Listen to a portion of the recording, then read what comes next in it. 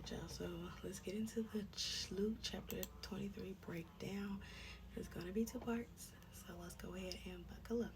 So the chapter context: Luke chapter 23 records Jesus' civil trials, crucifixion, and burial. The members of the Sanhedrin have put Jesus through the three trials in their attempt to convince Pilates he's a threat. Luke 22:47-71. Their case is weak, but their political influence is powerful enough to force Pilates' hands. Jesus is executed.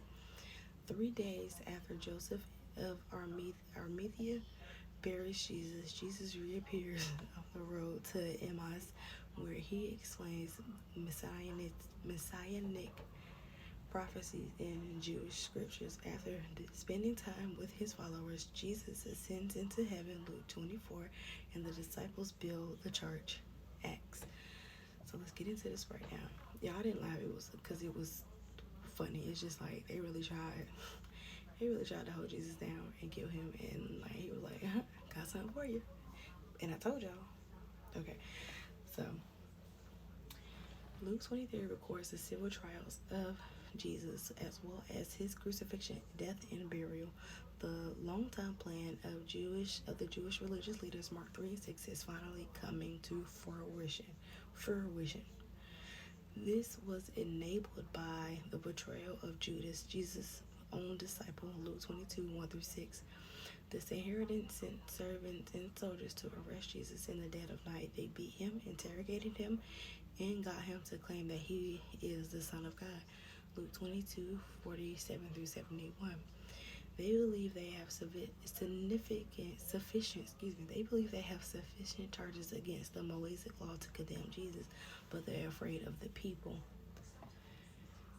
Luke 22:2. And they aren't authorized to execute people. John 18:31. They want the Roman governor, Pilate, to execute Jesus. So they take Jesus to Pilate, and use the teachings that the Messiah will be king to claim Jesus is a threat to the emperor. Luke 23:1-5 transitions the narrative from the trials conducted by Jewish religious leaders to people before the civil leaders, Pilate and Herod Antipas. The religious leaders have the charge of blasphemy they need to justify trying to get Pilates to kill Jesus. He claims to be the Christ. Luke 22:66-71.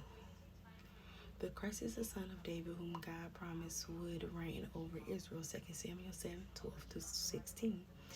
If Jesus is